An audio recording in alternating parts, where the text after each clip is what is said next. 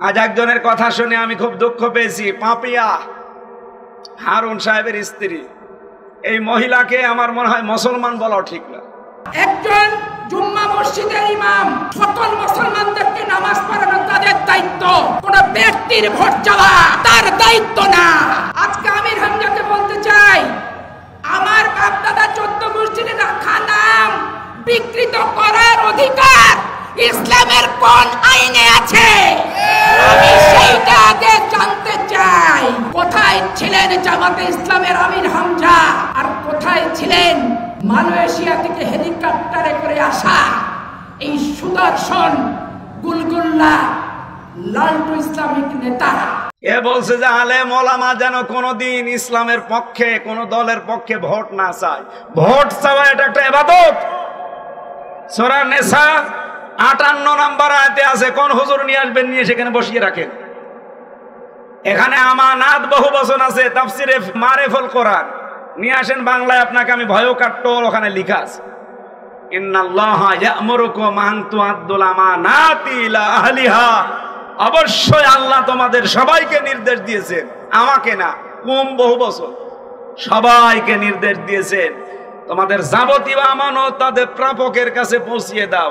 এখানে প্রায় 8-9টা জিনিসের নাম দেখিয়েছি আমি, ভোট, রায়, সমর্থন, এরকম 8-9টা জিনিসের নাম। আপনি যে বলেন যে ভোট চাওয়া যাবে না কোন দলের পক্ষে, ইসলামের পক্ষে, আপনার ঈমান আছে? আপনার ঈমান আছে? এই মহিলা মারা গেলে যেন কেউ জানাজা না পড়ায়। ও যদি তাওবা না করে, ওর জানাজাও জায়েজ নেই, ওর স্বামীর জানাজাও জায়েজ নেই, কারণ দুইটাই আলেম বিদ্বেষী। এই কথা বলছে না কেন? আপনি দল করবেন করেন, কোরআনে হাত দিতে যান কোন কারণে? আপনার পেটে বম মারলে কোরআন মানে কি আপনিও পারবেন, আপনার স্বামীও পারবেন। কোরআন মানে কি আমার মনে হয় ওর স্বামী স্ত্রী দুইজনের একজনও বলতে পারবে না। আমি যে কথাটা তুলেছিলাম, শয়তান যদি কারো বন্ধু হয় তার তো কাজ আছে। সুতরাং যারা আজ বলেন যে কোন দলের পক্ষে, ইসলামের পক্ষে ভোট চাওয়া যাবে না, কেউ যেন না চায়, আপনি মনে করেন, বিশ্বাস করেন, শয়তান আপনাকে দখল করে ফেলেছে। কোরআনের হক কথাগুলো বলতে গেলেই বলে যে জামাতের লোক, শিবিরের লোক, চরমোনার লোক। কেন? আপনি শয়তানের পক্ষে কাজ করতে কোনো ভয় পান না, কোনো তিরস্কার কিছু মনেই করেন না। আর আমি আল্লাহর পক্ষে কাজ করতে গিয়ে, ইসলামের পক্ষে কাজ করতে গিয়ে ভয় পাবো মানে? সেদিন আর নেই। এই কথা বলেন না কেন? এখনো পর্যন্ত অনেকে কিন্তু উল্টাপাল্টা কাজ ছাড়েননি। গতকালকেও চাঁদাবাজি করেছে মাগুরাতে, চাঁদাবাজি করেছে, টাকা পয়সা দিতে রাজি হয়নি, তার বাড়ি ঘর ভেঙে দিয়েছে। আপনি কোথায় আছেন এখনো? আপনিও দেশের বৈধ নাগরিক, আমিও দেশের বৈধ নাগরিক। আপনাকে টাকা দেওয়া লাগবে? টাকা কি আপনার বাবার টাকা নাকি? কথা বলে না কেন? দেখে আগস্টের 5 তারিখের আগে পেয়েছেন।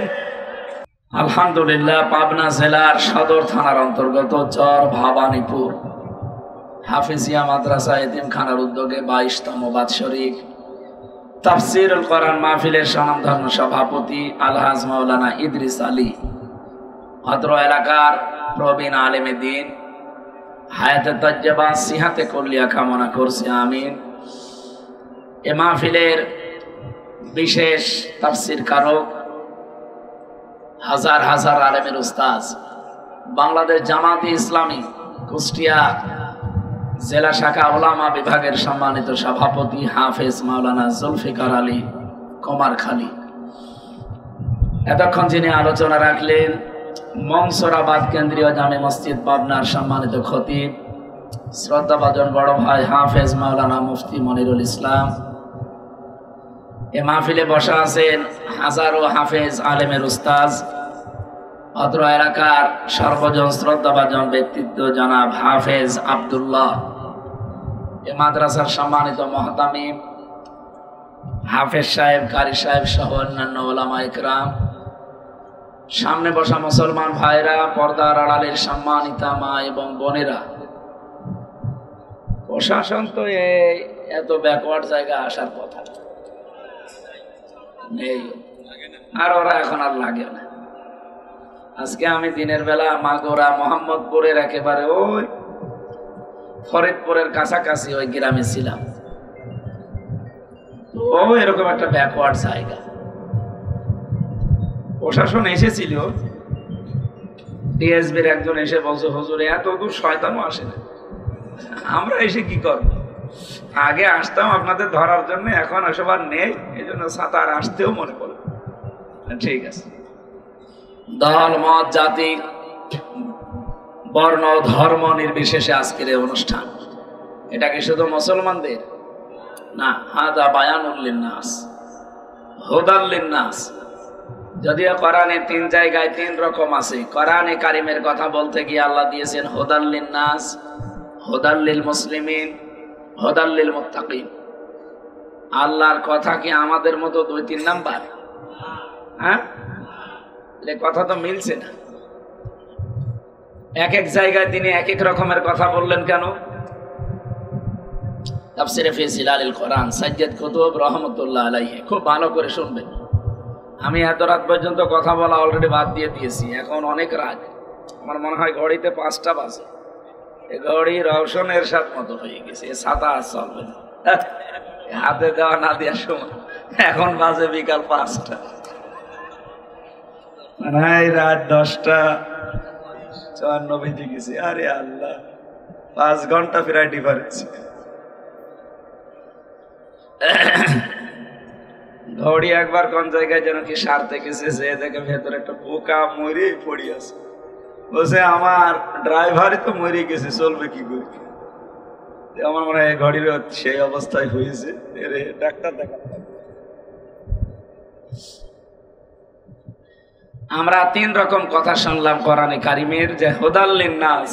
এই যে মাসটা চলে গেল, এই মাসের নাম কোরআনে কারিমে ছিল শাহরু রমাদান আল্লাযী উনজিলা ফীহিল কোরআন। এই একটা মাসের নাম শুধু কোরআনে আছে, বাকি 11 মাসের নাম কোরআনে পাবেন।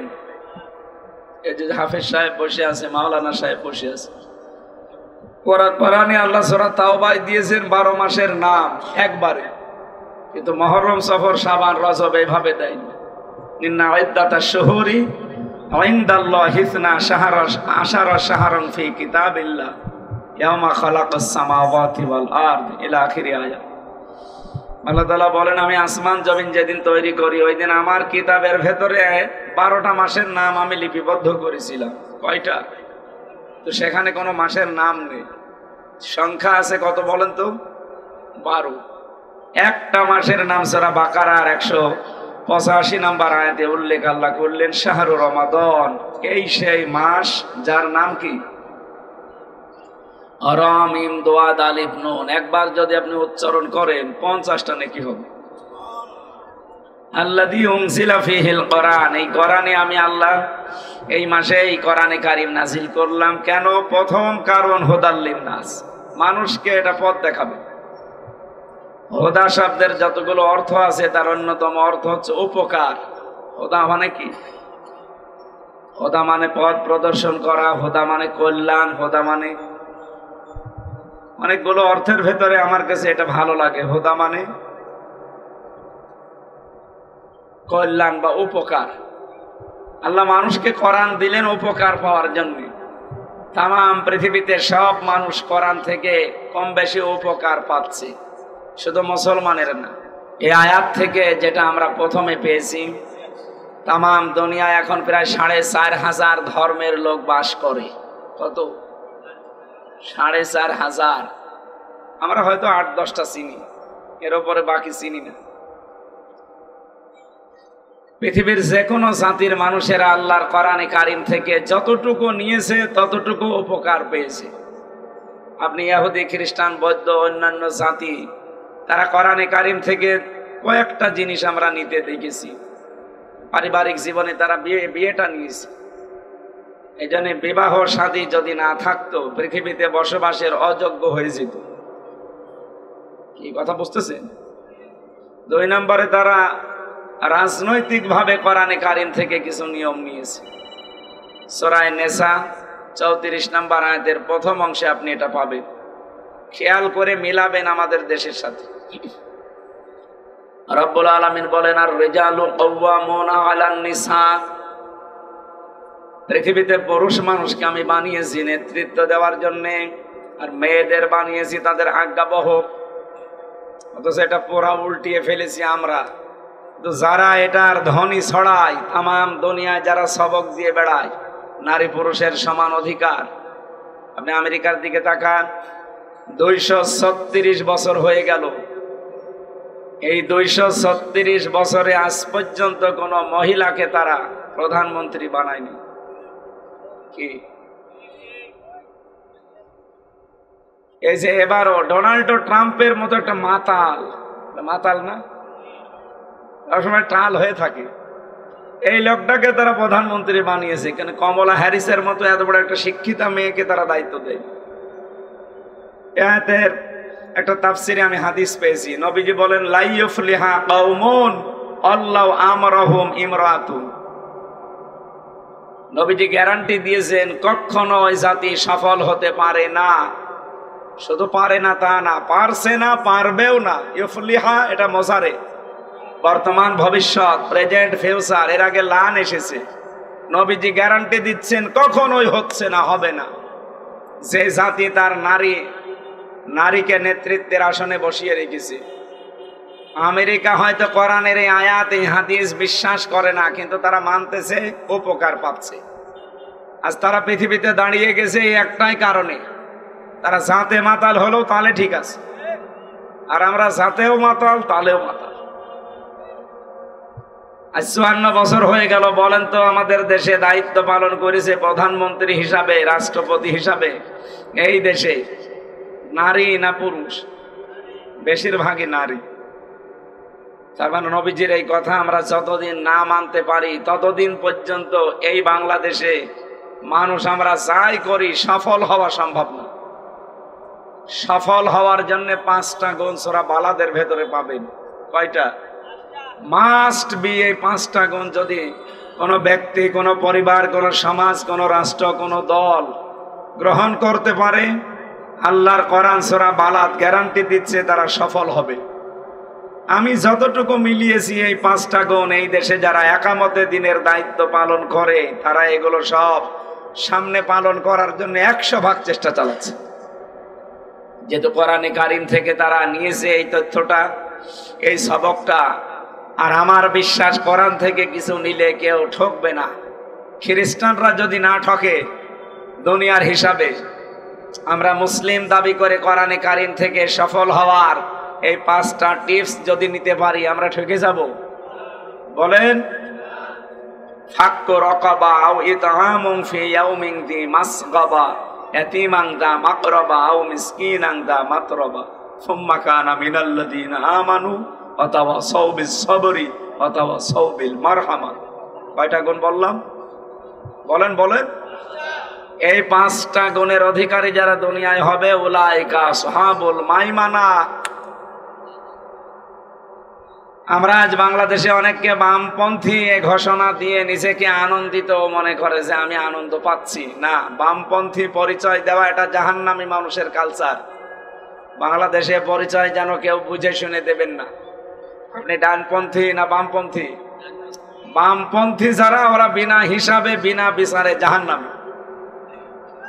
এরা হচ্ছে নারের অধিকারী। কিসের? বলেন বলেন। নার মানে আগুন। আর আরেকটা শব্দ আছে এর পাশাপাশি, নুন আলিফ র, নার, আর নুন ওয়া র, নূর। নূর মানে আলো। কোরআনে কারিমের 55টা নাম আছে, তার ভেতরে একটা নাম নূর।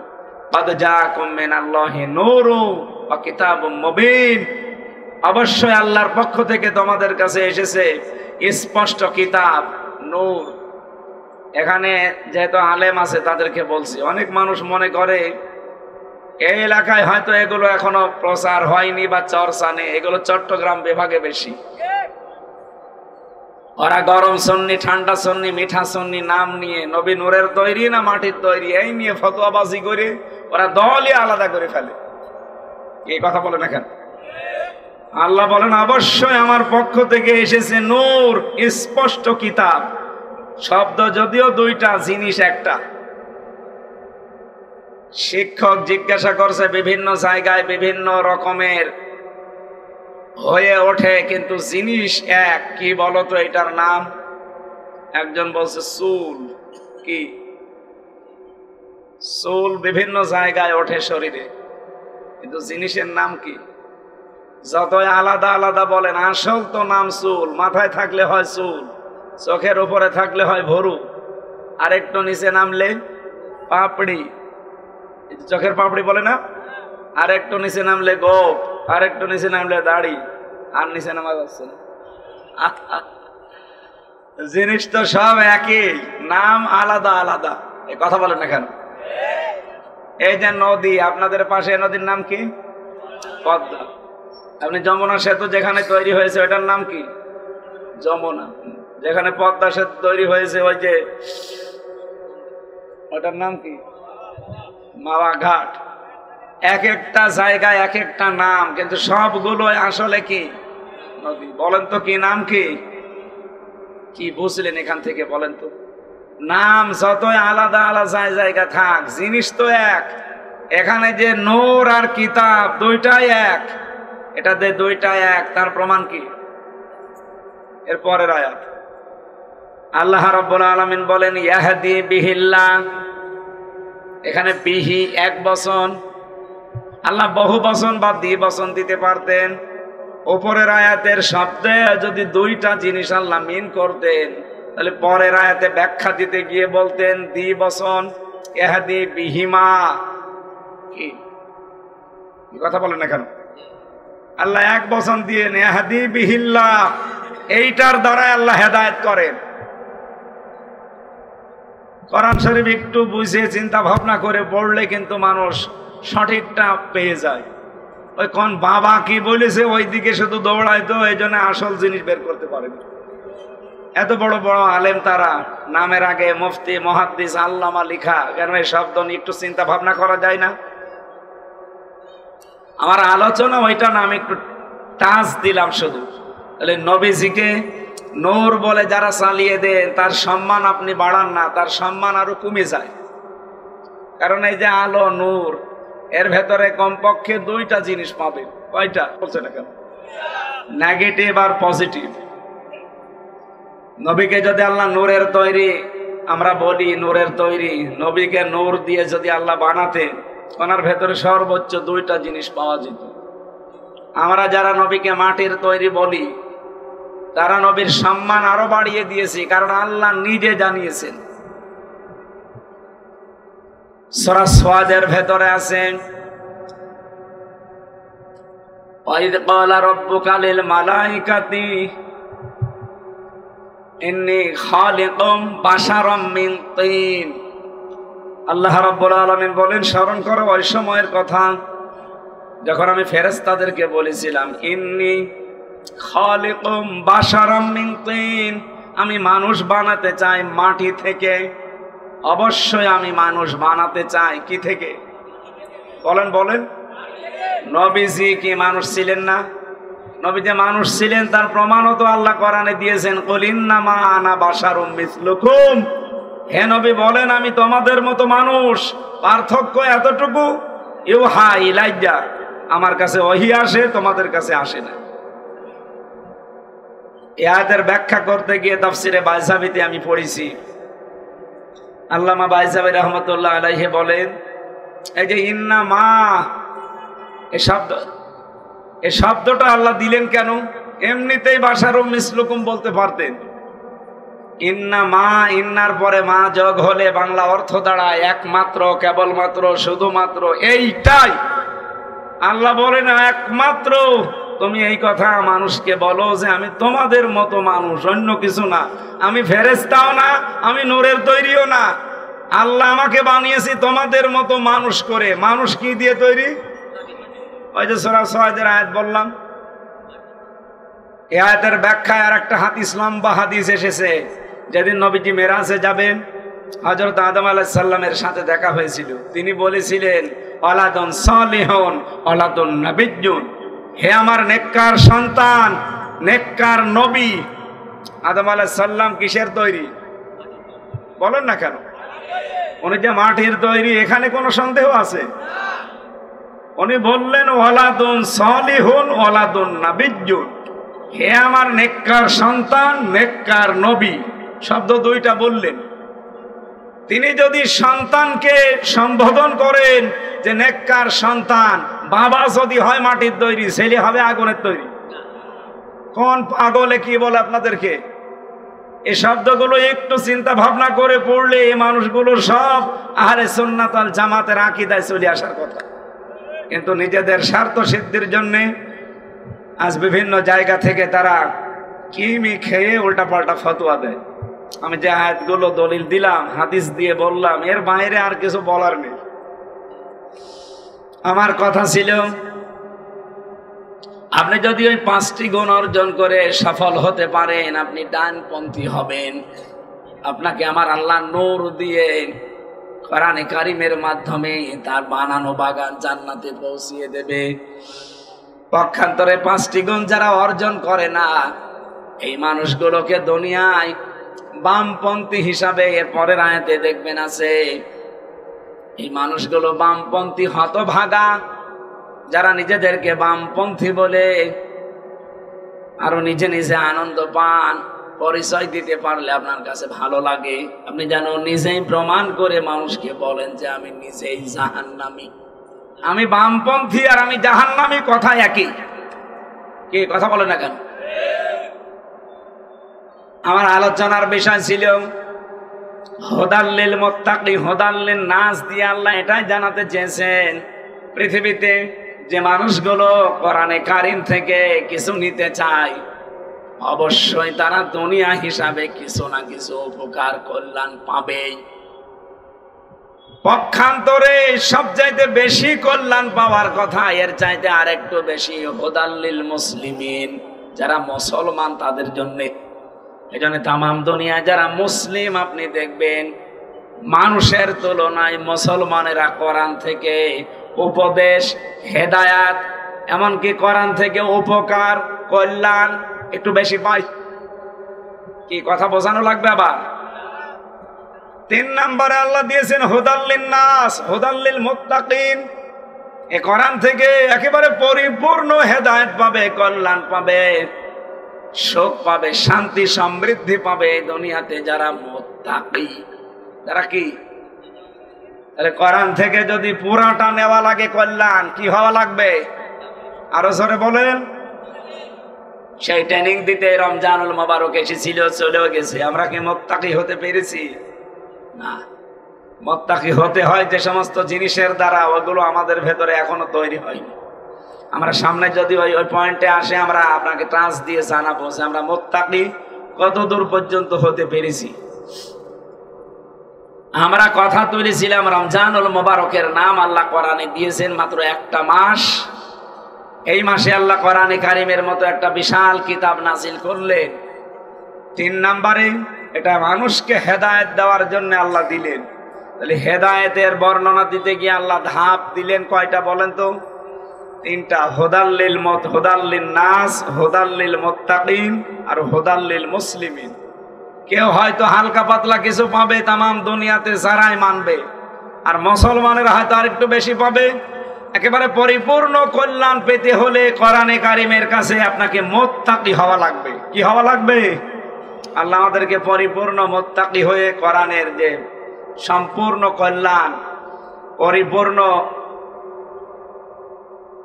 যে উপকার আছে, কোরআনের উপকার যেগুলো আছে, অনুনাজ্জিলু মিনাল কোরআনি মা হুয়া শিফা ওয়া রাহমাতুল লিল মুমিনিন। এই কোরআন নাজিল করার ধারাবাহিকতায় এমন এমন বিধান আমি আল্লাহ দিয়েছি যেটা মানুষ যারা মুমিন তাদের জন্য রোগ মুক্তির কারণ হবে। শারীরিক এবং মানসিক যত রোগ দুনিয়ায় হতে পারে, সব রোগের মহা ঔষধ আল্লাহ কোরআনে দিয়েছে। এই জন্য দিন যত যাবে তত এখান থেকে মানুষ আবিষ্কার করে এগুলো নিতে পারবে। রমজানুল মোবারকে অটোফেজির মাধ্যমে রোজা রাখলে যে উপকার হয়, এটা অলরেডি এখন 2017 সালে বিজ্ঞান প্রমাণ করে দেখিয়ে দিয়েছে। জোরে বলেন সুবহানাল্লাহ। আমরা নবীকে নূরের তৈরি আর মাটির তৈরি এই শব্দটা বোঝাতে পর্যন্ত এসেছিলাম। পাবনাবাসী খেয়াল করেন এই জায়গায় আল্লাহ রাব্বুল আলামিন মাটির তৈরি বলে ঘোষণা দেওয়ার কারণ আমরা পেয়েছি, কারণ মাটি এখন গবেষণা করে কমপক্ষে 10টা জিনিস পাওয়া যায়। কয়টা?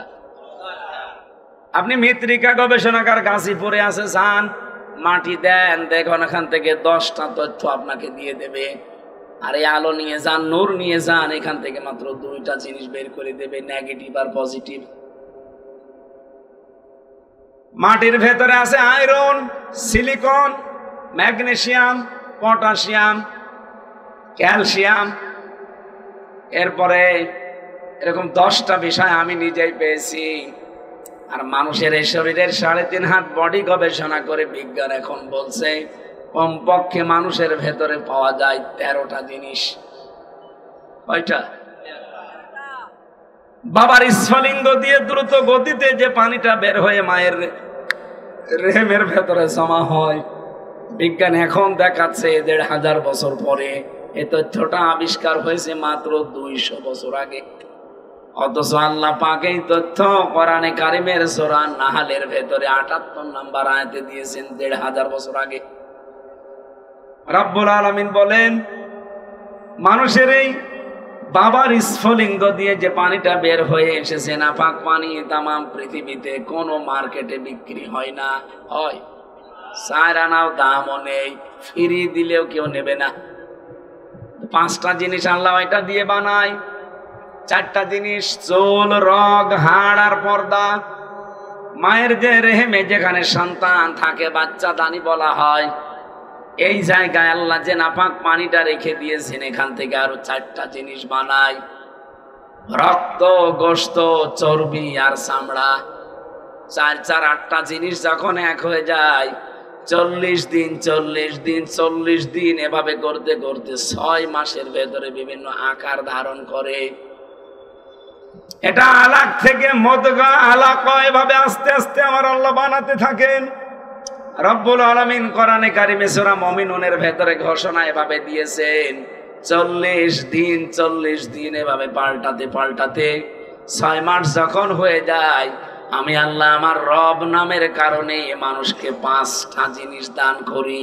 ওয়াজআলা লাকুমুস সামআ ওয়াল আবসারা ওয়াল আফইদা ইলা আখিরি আয়াত। শ্রবণ শক্তি, দর্শন শক্তি, বাক শক্তি, আকেল শক্তি আর ঘ্রাণ শক্তি, এই 5টা আমি আল্লাহ নিজে দান করি আমার রব নামের কারণে। যদি একটাও কম দিতাম, দুনিয়ায় আসতে ঠিক, কিন্তু পূর্ণাঙ্গ না, অপূর্ণাঙ্গ হয়ে। বলেন তো, আমাদের যদি আল্লাহ দর্শন শক্তি না দিত, আপনার মা আর বাবা নাই 8টা দিয়েছে, 4 4, চুল, রগ, হাড় আর পর্দা, রক্ত, গোশত, চর্বি আর চামড়া। এই 4 4 8টা জিনিস আপনার শরীরের ভেতরে পাবেন। বাকি 5টা জিনিস না হলে আপনি দুনিয়ায় এসে পূর্ণাঙ্গ মানুষ কেউ বলবে না। তার অন্যতম একটা দর্শন শক্তি, দেখা। এটা যদি আল্লাহ না দিত, আপনি আসতেন দুনিয়ায় কিন্তু কানা হয়ে। মানে কানা আসে না, তার মানে আল্লাহ দর্শন শক্তি তার দেয়নি। এই বিষয়টা যদি একটু চিন্তা করতে পারতেন, জীবনে আল্লাহকে সেজদা দেওয়া বাদ দিতেন না। কি কথা বললেন না? কুমিল্লাতে একবার খাবার খাচ্ছিলাম, হঠাৎ করে দেখি অন্ধ আমার পাশে বসা, কারেন্ট চলে গেল। আমরা তো চিল্লা পাল্লা করছি। অন্ধ আমার হাত চেপে ধরে বলছে, হুজুর মাত্র 2 মিনিট কারেন্ট চলে গেছে, আপনি চিল্লাচ্ছেন। অথচ 40 বছর আমার জীবনে কোনো কারেন্ট নেই। 40টা বছর হয়ে গেল আমি দেখি না। আমি আগে কিন্তু দেখতে পেতাম। টাইফয়েড হওয়ার কারণে আমার চোখ দিয়ে এটা বের হয়ে গেছে, এজন্য 2 চোখই নষ্ট হয়ে গেছে। 40 বছর হয়ে গেল আমি কিচ্ছু দেখি না। ওই আমি তো চিল্লালাম না। মাত্র 2 মিনিটে আপনারা সবাই চোখওয়ালা মানুষ চিল্লান। চিল্লানোর কথা তো আমার। ওই দিন অন্ধ আমাকে আর একটা তথ্য জানিয়েছে যে আপনারা যারা চোখওয়ালা মানুষ, দৃষ্টিশক্তি যাদের আছে, ঘুমিয়ে থাকলে আপনারা তো স্বপ্নেও দেখেন না, কিন্তু যারা অন্ধ এই মানুষগুলো ঘুমিয়ে থাকলে স্বপ্নেও দেখে না, শুধু একটা আওয়াজ শোনে। কি দিয়েছে আল্লাহ আপনাকে বলেন তো? একটা বললাম শুধু, এখনো তো 5 8টা আছে। যদি আল্লাহ পাক আপনাকে বাক শক্তি না দিত, আপনি কথা বলতে পারতেন না। যদি আকেল শক্তি না দিত, আপনি পাগল হয়ে আসতেন। কত পাগল আসে না দুনিয়ায়। যদি দর্শন শক্তি না দিত, আপনি কালা হয়ে আসতেন দুনিয়ায়। আল্লাহ পাক বলেন এই 5টা জিনিস আমি আল্লাহ দিয়ে 8 5 13টা জিনিস যখন এক হয়ে যায়, আমি আল্লাহকে ফেরেশতারা তখন জিজ্ঞাসা করে যে রে আমরা বানাবো কি, এর আকৃতি এবার তৈরি হবে 6 মাস পরে, এটা কি ছেলে হবে না মেয়ে হবে, গ্যারান্টি দেয় কে? ওয়াল্লাযী ইউসাউবিরুকুম ফিল আরহামি কাইফা ইয়াশা, তিনি সে আল্লাহ যিনি মায়ের রেহেমের ভেতরে তোমাদের আকৃতি তৈরি করেন। এই যে ছেলে হবে মেয়ে হবে সিদ্ধান্ত হামজা দেয় না দেয় কে? 8 5 13টা জিনিস এক হওয়ার পরে মাটির ভেতরে আমার আল্লাহ মাটির নির্যাস দিয়ে, যেহেতু আমাদেরকে বানিয়েছে সরাসরি মাটি দিয়ে না, সরাসরি মাটি দিয়ে বানিয়েছিল মাত্র একজনকে। কয়জন? কে?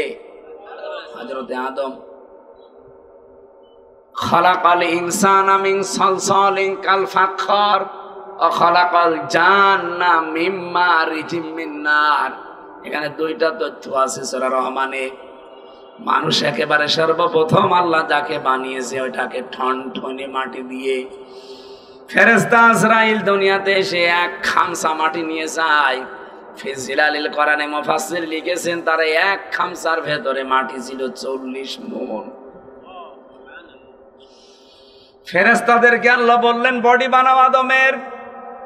তারা বডি বানিয়েছে প্রায় 60 হাত লম্বা, 120 হাত, 36 হাত মোটা, 120 হাত লম্বা, 60 গজ, আর একেবারে 36 হাত মোটা। এত বড় বিশাল দেহ পড়ে আছে কিন্তু ভেতরে কোনো নড়াচড়া নেই। রব্বুল আলামিন তার ভেতরে নাক দিয়ে একটা রূহ দিয়েছিলেন। রূহ মানে আল্লাহর হুকুম। ওয়ায়াসআলুনাকা আনির রূহ কুলির রূহু মিন আমরি রাব্বি। হে নবী, মানুষেরা যদি জিজ্ঞাসা করে যে রূহটা কি, আপনি বলবেন এটা আল্লাহর হুকুম। এটা কি? আল্লাহ হুকুমটা নাক দিয়ে দিয়েছিলেন। আপনি দেখবেন নাকের ভেতরে যদি কিছু দেন বিড়বিড় করবে। কি? আপনি কিছু দিয়ে দেখেন কোন খড়কোটা, বিড়বিড় করবে। তখন হাসি দিয়েছিল। এই যে আদমকে ফেরেশতারা 120 হাত লম্বা করে বানিয়েছে, এর ভেতরে যত খড়কোটা জার্ব গুলো লুকিয়েছিল, হাসি দেওয়ার পরে হযরতে আদমের নাক দিয়ে আল্লাহ যত জার্ব ছিল সব ময়লা মাটি বের করে দিয়েছেন। হযরতে আদম একটু স্বস্তি পেয়েছিলেন ওই দিন, কারণ ভেতরে জার্বগুলো সব বের হয়ে গেছে। এই স্বস্তি পাওয়ার পরে তিনি একটা শব্দ বলেছিলেন আলহামদুলিল্লাহ। আল্লাহ এত বেশি খুশি হয়েছিলেন এই শব্দের উপরে, কিয়ামত পর্যন্ত আদমের সন্তান যারা দুনিয়া আসবে তারা যদি হাসি দেয় তারা যেন এই আলহামদুলিল্লাহ বলে। এটা ওয়াজিব করে দিয়েছেন আমার আল্লাহ। এমনকি কেউ যদি আলহামদুলিল্লাহ বলে হাসি দেওয়ার পরে, তার পাশে যে থাকবে তারে বলা লাগবে ইয়ারহামুকাল্লাহ। এক কথা বলছেন এখানে। এমনকি তার পাশে যে থাকবে তারে বলা লাগবে ইয়াহদিকাল্লাহ। কেন এত কথা বলা লাগবে? কেন আলহামদুলিল্লাহ, ইয়ারহামুকাল্লাহ, ইয়াহদিকাল্লাহ এত কথা বলা লাগবে কেন? আমি তো হাসি দিয়েছি।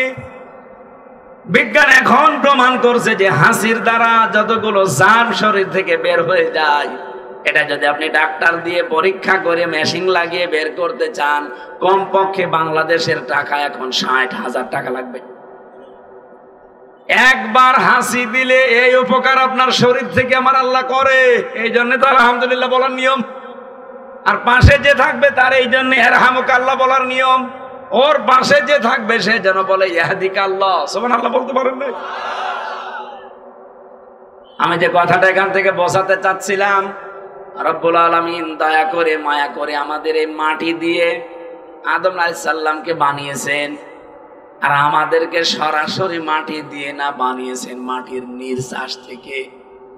আপনি মাটির নির্যাসের ভেতরে কমপক্ষে 10টা জিনিস পাবেন, ওই যেগুলো বলছিলাম। আধুনিক তাফসীর পাওয়া যায় যুগের জ্ঞানের আলোকে, বাস্তবতার নিরিখে। আপনি এখানে মিনহা খালাকনাকুম এই আয়াতের তাফসীরে দেখবেন এখানে 10 রকম নাম লেখা আছে। মাটি দিয়ে আল্লাহ আমাদের বানিয়েছেন, মাটির নির্যাস দিয়ে। মাটি বানিয়েছেন কি দিয়ে? কয়টা বললাম? 10টা জিনিস পাবে। তাহলে 10 মার বাবা দুইজন মিলে দিয়েছে 4 4 8, কত হয়? 18। আর আল্লাহ নিজে দিয়েছেন 5, কত হয়? 23টা জিনিস আমার 3.5 হাত বডিতে আছে। মাটির তৈরি বললে নবীর সম্মান আরো বেড়ে যায়, কারণ 23টা পাবেন আর এটাই পাবেন কয়টা? সংখ্যা হিসাবেও তো আপনার দাম বেড়ে যাচ্ছে। আর হাদিস আর কোরআনের গুলো তো বললামই, সুতরাং এটা রেকর্ড হচ্ছে, তো এই জন্য বললাম। যারা নূরের তৈরি এই শব্দ নিয়ে লাফাচ্ছে, এ পৃথিবীতে বিশ্ব নবীকে আমার আল্লাহ মানুষ বানিয়ে পাঠিয়েছিলেন, মানুষ তৈরি মাটি দিয়ে। আদম আলাইহিস সালাম যেহেতু দাগ দিয়ে বলেছিলেন ওয়ালাদুন সালিহুন ওয়ালাদুন নাবিয়্যুন, হে আমার আদরে কি নেককার সন্তান, নেককার নবী। বাবা যদি মাটির হয়, ছেলে হবে আগুনের। আশা করছি আপনি বুঝেছেন। তাহলে নূর চাই আমরা, আর যারা কাফের তারা কি চায়? নার। তারা কি চায়? আল্লাহ রাব্বুল আলামিন বলেন আল্লাহু ওয়ালিয়্যুল্লাযীনা আমানু ইখরিজুহুম মিনাজ যুলুমাতি ইলান নূর। যারা আল্লাহর প্রতি ঈমান এনেছে, আমার আল্লাহ নিজে তাদের বন্ধু হয়ে গেছে। আর আল্লাহ যদি কারো সাথে বন্ধুত্ব করে, আল্লাহ নিজে তার প্রতি কয়েকটা দায়িত্ব পালন করে। তার প্রথম দায়িত্ব হচ্ছে ইখরিজুহুম মিনাজ যুলুমাতি ইলান নূর। আল্লাহ নিজে দায়িত্ব নিয়ে তাকে অন্ধকার থেকে বের করে আলোর দিকে নিয়ে আসে। এখানে অন্ধকার মানে মানুষের তৈরি করা আইন, এক কথা বলছেন এখানে। অন্ধকার মানে শিরিক, অন্ধকার মানে বেদাত, অন্ধকার মানে কুফর, অন্ধকার মানে জুলুম। এই জায়গা থেকে বের করে ইলান নূর, ইসলামের দিকে, আলোর দিকে, কল্যাণের দিকে, জান্নাতের দিকে ডাক দিয়ে নিয়ে আসে কে? বলেন বলেন। এটাকে যারে তারে নিয়ে আসবে কাদের? আল্লাহু ওয়ালিয়্যুল্লাযীনা আমানু। ঈমান যারা আনে তারা যেহেতু আল্লাহর বন্ধু, আর বন্ধুর প্রতি বন্ধুর একটা দায়িত্ব থাকে, আল্লাহ নিজে তখন এটা পালন করে, অন্ধকার থেকে বের করে আলোর দিকে নিয়ে আসে। এই জন্য এই দেশে যারা সত্যিকারের ঈমানদার, আপনি দেখবেন শিরিক থেকে, বেদাত থেকে, কুফর থেকে, জুলুম থেকে, মানুষের তৈরি করা আইন থেকে আল্লাহ নিজে তাদের দায়িত্ব নিয়ে নিজে কর্তা হয়ে বের করে আলোর দিকে নিয়ে আসতেছে।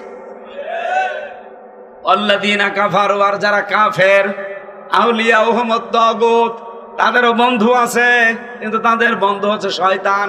কে? বলেন বলেন। এখন শয়তান যদি কারো বন্ধু হয়, শয়তানের দায়িত্ব নেই? আল্লাহ যেমন দায়িত্ব পালন করে, শয়তানেরও দায়িত্ব আছে। ইখরিজুনাহুম মিনান নূরি ইলাজ যুলুমাত। শয়তান তার বন্ধুর প্রতি দায়িত্ব পালন করে, তাদেরকে আলো থেকে বের করে অন্ধকারের দিকে নিয়ে যায়। তাহলে আল্লাহর বন্ধু হলে আল্লাহ কাজ করে, শয়তানের বন্ধু হলে শয়তানও কাজ করে। তাহলে এখান থেকে বুঝলেন না, যারা শয়তানের বন্ধু তাদেরকে আল্লাহর ইসলাম থেকে, নূর থেকে, কোরআন থেকে, জান্নাতের পথ থেকে ডাক দিয়ে নিয়ে যাবে অন্ধকার, মানুষের তৈরি করা আইনের দিকে, জুলুমের দিকে, শিরকের দিকে, বেদাতের দিকে, কুফরের দিকে। আজ একজনের কথা শুনে আমি খুব দুঃখ পেয়েছি। পাপিয়া হারুন সাহেবের স্ত্রী, এই মহিলাকে আমার মনে হয় মুসলমান বলাও ঠিক না। এ বলছে যে আলেম ওলামা যেন কোনোদিন ইসলামের পক্ষে, কোন দলের পক্ষে ভোট না চায়। ভোট চাওয়া এটা একটা ইবাদত। সূরা নিসা 58 নম্বর আয়াতে আছে, কোন হুজুর নিয়ে আসবেন, নিয়ে সেখানে বসিয়ে রাখেন। এখানে আমানাত বহু বচন আছে, তাফসিরে মারিফুল কোরআন নিয়ে আসেন বাংলায়, আপনাকে আমি ভয়ও কাট্টো, ওখানে লেখা আছে ইন্নাল্লাহা ইয়া'মুরুকুম আন তু'আদ্দুল আমানাতি ইলা আহলিহা। অবশ্যই আল্লাহ তোমাদের সবাইকে নির্দেশ দিয়েছেন, আমাকে না, কুম বহু বছর, সবাইকে নির্দেশ দিয়েছেন তোমাদের যাবতীয় আমানত তাদের প্রাপকের কাছে পৌঁছিয়ে দাও। এখানে প্রায় 8-9টা জিনিসের নাম দেখিয়েছি আমি, ভোট, রায়, সমর্থন, এরকম 8-9টা জিনিসের নাম। আপনি যে বলেন যে ভোট চাওয়া যাবে না কোন দলের পক্ষে, ইসলামের পক্ষে, আপনার ঈমান আছে? আপনার ঈমান আছে? এই মহিলা মারা গেলে যেন কেউ জানাজা না পড়ায়। ও যদি তাওবা না করে, ওর জানাজাও জায়েজ নেই, ওর স্বামীর জানাজাও জায়েজ নেই, কারণ দুইটাই আলেম বিদ্বেষী। এই কথা বলছে না কেন? আপনি দল করবেন, করেন, কোরআনে হাত দিতে যান কোন কারণে? আপনার পেটে বম মারলে কোরআন মানে কি আপনিও পারবেন, আপনার স্বামীও পারবেন। কোরআন মানে কি? আমার মনে হয় ওর স্বামী স্ত্রী দুইজনের একজনও বলতে পারবে না কোরআন মানে কি। কোরআন মানে বহুল পঠিত পাঠ্য। এই পৃথিবীতে সবচাইতে বেশি পড়া হয়েছে কোনটা? বললাম না ৪৫০০ ধর্ম আছে আর ৪৫০০ ধর্মীয় গ্রন্থ আছে। আমি বাইরের দেশগুলোতে সফর করি মাঝে মাঝে, এই যে মালয়েশিয়া, ইন্দোনেশিয়া, সিঙ্গাপুর, থাইল্যান্ড, এই সমস্ত অমুসলিম দেশ যেগুলোতে যাই, ওই মানুষগুলো ওদের ধর্মীয় গ্রন্থ যা পড়ে পড়ে সবচাইতে বেশি চিন্তা ভাবনা করে পড়ে কোরআন শরীফ। ওদের বড় বড় লাইব্রেরিতে গুলোতে দেখেছি হয় একেবারে উপরে তুলে রাখা আছে কোরআনের তাফসীর, লক্ষ লক্ষ বই আছে লাইব্রেরি। আমি এই সেদিন কয়েকটা লাইব্রেরিতে ভিজিট করেছিলাম। আমাদের কুষ্টিয়া ইসলামী বিশ্ববিদ্যালয়ের যে লাইব্রেরি, এরকম কমপক্ষে 20 ডবল হবে। মালয়েশিয়া ইন্টারন্যাশনাল বিশ্ববিদ্যালয় গিয়েছিলাম, ওখানে যে লাইব্রেরি আছে 4 তলা 5 তলা, এরকম মনে হয় 20 ডবল হবে। বই কত আছে আপনার মাথায় ধরবে? বই খুঁজতে হলে কম্পিউটার লাগে, লিখে দেওয়া লাগে কম্পিউটারে যে অমুক থাকে অমুক তলায় অমুক বইটা আছে। তাছাড়া আপনি সারাদিন খুঁজে যাবেন, জীবনও পাবেন না। এতটুকু জায়গা না। এই সবার উপরে তাকিয়ে দেখি আল্লাহর কোরআন ওখানে রাখা আছে। সুবহানাল্লাহ বাড়ি যে বলবে। আমি যে কথাটা তুলেছিলাম, শয়তান যদি কারো বন্ধু হয় তার তো কাজ আছে। সুতরাং যারা আজ বলেন যে কোন দলের পক্ষে, ইসলামের পক্ষে ভোট চাওয়া যাবে না, কেউ যেন না চায়, আপনি মনে করেন, বিশ্বাস করেন শয়তান আপনাকে দখল করে ফেলেছে। কোরআনের হক কথাগুলো বলতে গেলেই বলে যে জামাতের লোক, শিবিরের লোক, চরমোনার লোক। কেন? আপনি শয়তানের পক্ষে কাজ করতে কোনো ভয় পান না, কোনো তিরস্কার কিছু মনেই করেন না। আর আমি আল্লাহর পক্ষে কাজ করতে গিয়ে, ইসলামের পক্ষে কাজ করতে গিয়ে ভয় পাবো মানে? সেদিন আর নেই। এই কথা বলেন না কেন? এখনো পর্যন্ত অনেকে কিন্তু উল্টাপাল্টা কাজ ছাড়েননি। গতকালকেও চাঁদাবাজি করেছে মাগুরাতে, চাঁদাবাজি করেছে, টাকা পয়সা দিতে রাজি হয়নি, তার বাড়ি ঘর ভেঙে দিয়েছে। আপনি কোথায় আছেন এখনো? আপনিও দেশের বৈধ নাগরিক, আমিও দেশের বৈধ নাগরিক। আপনাকে টাকা দেওয়া লাগবে? টাকা কি আপনার বাবার টাকা নাকি? কথা বলে না কেন? দেখে আগস্টের 5 তারিখের আগে পেয়েছেন, এটা এখন এপ্রিলের 5 তারিখ চলছে, অলরেডি 8 মাস হয়ে গেছে। কথা বলেন। কেউ যদি আগের মতো ঝামেলা করেন, আমরাও কিন্তু আগের মতো ঝামেলা করব। এই জন্য আপনারাও সাবধান হবে। নিজের চরিত্রই ঠিক নেই, একটা দাজ্জুস মানুষ, নিজেও দাজ্জুস, বউটাও দাজ্জুস। আর তারা যদি আলেমদের পরামর্শ দেয়, আলেমদেরকে নির্দেশ দেয়, আমার মনে হয় শয়তান পর্যন্ত হাসে এর কথা শোনা। আল্লাহ বলেন ওয়ালাইকা আসহাবুন নার, এরাই হচ্ছে জাহান্নামের আগুনের অধিবাসী, হুম ফিহা খালিদুন, চিরকাল সেখানে থাকবে। তাহলে যারা এই পৃথিবীতে যারা জাহান্নামে যাবে, যেটার নাম আরবিতে কি বললাম? নার। বলেন রব্বানা আতিনা ফিদ দুনিয়া হাসানা ওয়া ফিল আখিরাতি হাসানা ওয়া কিনা আযাবান নার। হে আল্লাহ, দুনিয়ায় শান্তি দাও, আখিরাতে মুক্তি দিও, আর জাহান্নামের আগুন থেকে আমাদের বাঁচাও। নার মানে আরো জোরে। শয়তান চাই নার, কারণ শয়তান নার দিয়েই বানানো। আর আমরা চাই নূর। আমরা কি চাই? আরো জোরে। নূর মানে কোরআন। নূর মানে বললাম না 55টা নাম আছে, তার ভেতরে একটা নাম নূর। আমি নূরের ব্যাখ্যা দিতে গিয়ে তো পর্যন্ত চলে গেছি। সেই নূর থেকে কিছু কথা শোনার জন্য আপনারা বসে আছেন। আল্লাহ রাব্বুল আলামিন আজকের তেলাওয়াতকৃত আয়াত থেকে হেদায়েত আকারে কিছু কথা নিয়ে যাওয়ার তৌফিক যেন দান করেন, বলেন আমিন। দরুদ আর সালাম পাঠ করছি আমাদের নবী, মানবতার মহান শিক্ষক মুহাম্মদুর রাসূলুল্লাহ সাল্লাল্লাহু আলাইহি ওয়াসাল্লামের প্রতি। একটা মাত্র আমরা আয়াত পড়েছি। কয়টা? সূরা আহকাফ 13-14 নম্বর আয়াত পড়েছি আমরা। একটা আয়াতের ব্যাখ্যা হয়তো করতে পারবো, যতটুকু পারি চেষ্টা চালাচ্ছি তাফসীর আকারে কথা বলার। কোন সূরার নাম বললাম যেন? আহকাফ। 35টা আয়াত আছে। একটা আয়াতেই দেখেন কত কথা পাবেন। যদি একটা আয়াতে এত কথা থাকে, পুরা কোরআনে ৬,৬৬৬টি আয়াত এটা প্রসিদ্ধ, ৬,২৩৬টা আয়াত এটা বিশুদ্ধ। দুইটাই ঠিক আছে। এতগুলো আয়াতে আল্লাহ কত কথা দিয়েছে, কিয়ামত হয়ে যাবে তাও কোরআনের কথা বলে শেষ করা যাবে না। আল্লাহ রাব্বুল আলামিন বলেন, ইন্নাল্লাযীনা ক্বালু, নিশ্চয় যারা এই কথা বলে, যারা এই কথা বলে, রব্বুনাল্লাহ, আমাদের রব আল্লাহ, এ কথা বলে শেষ করে দেয় না, সুম্মাস্তাকামু, এর উপরে টিকে থাকে। আল্লাহ শর্ত দিয়েছেন দুইটা, আল্লাহকে রব বলা লাগবে, 2 নম্বরে রবের উপরে টিকে থাকা লাগবে। ফালা খাউফুন আলাইহিম ওয়ালা হুম ইয়াহজানুন, রব্বুল আলামিন বলেন তাদের জন্য আমার ঘোষণা, তাদের কোনো ভয় নেই, চিন্তাও নেই। উলাইকা আসহাবুল জান্নাহ, এরাই হচ্ছে জান্নাতের অধিবাসী। খালিদিনা ফিহা, চিরকাল সেখানে থাকবে। জাযাম বিমা কানু ইয়ামালুন, তারা যে কাজ কারবার দুনিয়ায় করেছে তার পুরস্কার এইটা। সুবহানাল্লাহ বলতে পারেন না? এটা বাংলা অর্থ ছিল। এবার আমরা ব্যাখ্যায় যাচ্ছি। কবরে যাবার পরে 3টা প্রশ্ন হবে। তার প্রথম প্রশ্ন ছিল মার রব্বুকা, কি ছিল? বলেন বলেন। আপনি যদি কবরে বলতে চান রব্বি আল্লাহ, আমার রব আল্লাহ, মাস্ট বি আপনাকে এই প্রশ্নের জবাব দিতে হলে 5টা বিষয় দুনিয়ায় মানা লাগবে। এদিকে খেয়াল করেন। আপনি এখন কবরে চলে যাবেন, এখনই মারা গেলে রাতটাও হয়তো আপনাকে পার করতে দেবে না এলাকার মানুষ। কারণ আমরা জানি যে যত তাড়াতাড়ি মাটি দেওয়া হয় তত ভালো। কয়টা জিনিস তাড়াতাড়ি করা লাগে? 3টা। 1 নম্বরে মানুষ মারা গেলে বেশি দেরি করা ঠিক না, তাড়াতাড়ি করে কবরে দিয়ে দেবেন। যত তাড়াতাড়ি করো কবরে দেবেন তার জন্য ভালো, আমাদের জন্য ভালো।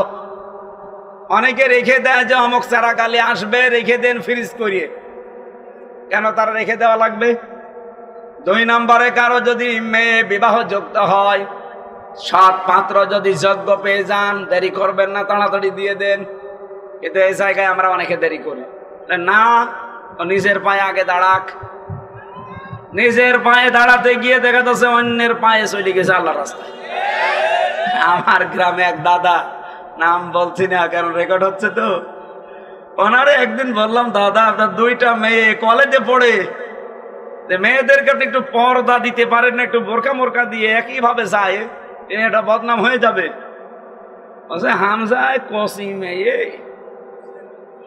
আর একটু বড় হোক, হ্যাঁ ইন্টারে পড়ে, কসি মেয়ে। ইন্টারে মানে তার মানে কমপক্ষে 18-19 বছর বয়স হবে। কথা বলছে না কেন? ওইটা জমকা মেয়ে তো, আর সুন্দরী ওই রকম। কয়েকদিন পরে শুনলাম বাড়িছে যে 2টায় আল্লাহর রাস্তায় কার হাত ধরে পালিয়েছে। বাড়িছে দেখি 2 জন স্বামী স্ত্রী কাঁদতে কাঁদতে পাগল হয়ে যাচ্ছে, চোখ হয়ে গেছে আপেলের মতো মোটা মোটা। দাদারে বললাম, দাদা কিনতে লাভ নেই, কসি মেয়ে। কসি মেয়ে এত করে বললাম, অন্তত ঢেকে ঢেকে পাঠান, পর্দা দেন, বোরকাটা দেন। না, কসি মেয়ে। এখন নেন। বিবাহযোগ্য হলে মেয়েদেরকে ঘরে রাখা যাবে না, বিয়ে দেওয়া লাগবে। কিন্তু আমাদের সমাজ ব্যবস্থাটা এমন, এমনও গরিব মানুষের মেয়ে আছে 40 বছর পার হয়ে যাচ্ছে, বিয়ে দিতে পারে না। কথা বলেন এখানে।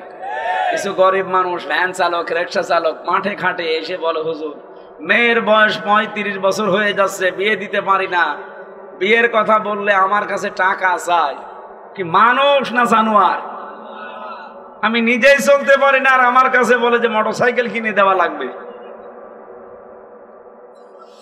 আফসোস লাগে এই 2টা মহিলার উপরে। কতদিন পর্যন্ত তারা দায়িত্বে ছিল, কিন্তু এই কাজটা যদি করে যেত যে বাংলাদেশে যৌতুক নিলে তার ফাঁসি হবে। কথা বলেন। এই জেনা ব্যবসার অন্তত কমে যেত। মেয়েদের যে সম্মান মর্যাদা আল্লাহ এবং রাসূলুল্লাহ দিয়েছেন, ওরা যদি নিজেদের মর্যাদাটা ঠিক রাখতে পারত, পুরুষ মানুষ যৌতুক নেওয়া না, যৌতুক দিয়ে বিয়ে করা লাগবে।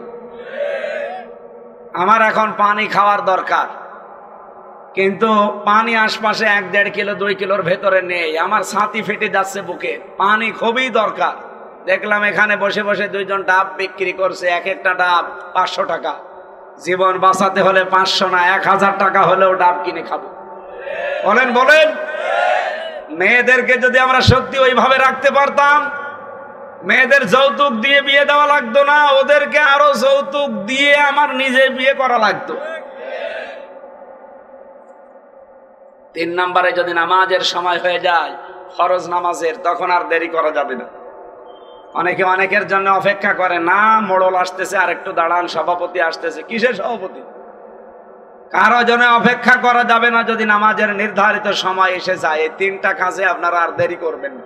কবরে দেওয়ার পরে যেহেতু এখনই মরে গেলে আমারে আর সকাল পর্যন্ত যেতে দেবে না, কবরে দিয়ে দেবে। এখন হয়তো রাত 11টা বাজে, 2টার ভেতরে আমারে কবরে আপনারা দিয়ে দেবেন। কবরের প্রথম প্রশ্নই জিজ্ঞাসা করবে, মার রব্বুকা, তোমার রব কি, কে?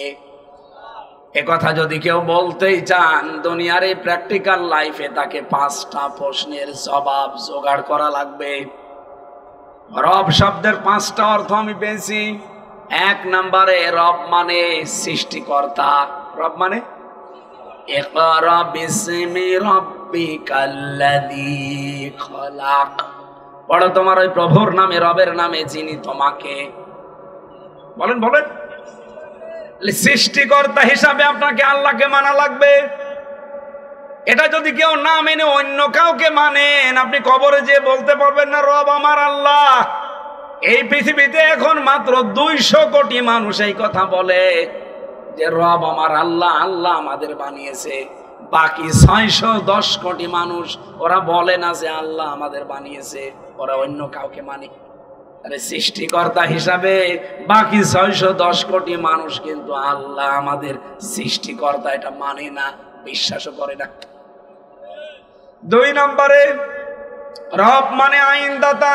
রব মানে, এবার অনেকে মনে করছে হুজুর মনে হয় রাজনীতি আরম্ভ করবে। আরে ভাই না, ভোটে আমি দাঁড়াচ্ছি না, ভোটে দাঁড়াচ্ছে ফরাদ স্যার, আর এখানে দাঁড়াচ্ছে আফজাল স্যার, সুতরাং ইকবাল স্যার আপনার ভেতরে।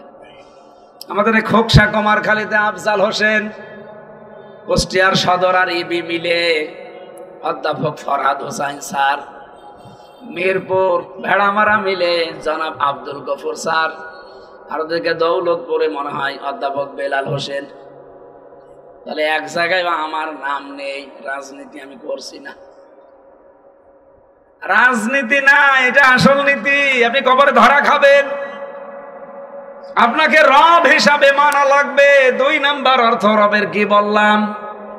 আইনদাতা। বলেন বলেন।